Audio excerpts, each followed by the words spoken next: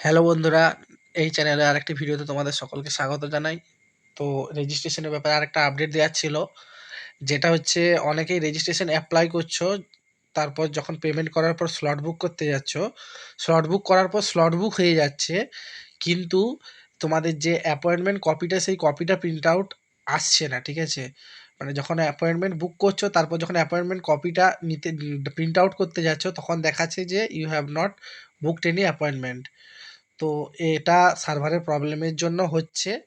তো তুমি যখন অ্যাপয়েন্টমেন্ট বুক করছো, সেখানে যখন অ্যাপয়েন্টমেন্ট বুক করার পর একটা ওখানে অ্যাপয়েন্টমেন্ট আইডি আসে।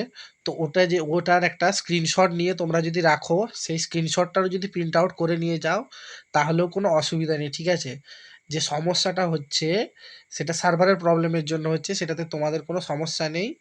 এবং যে অ্যাপয়েন্টমেন্ট আইডিটা, ওই আইডিটা যদি তোমরা স্ক্রিনশট নিয়ে রাখো, তাহলে তোমাদের কোনো সমস্যা হবে না, তোমাদের ইজিলি স্মুথলি রেজিস্ট্রেশন হবে, ওখানে কোনো প্রবলেম হবে না। তো এটাই জানানোর ছিল আজকের এই ভিডিওটা। তোমাদের যদি ভালো লেগে থাকে এবং তোমাদের যদি কোনো রকম উপকার হয়ে থাকে, তাহলে ভিডিওটা অবশ্যই লাইক করবে। Bye, thank you.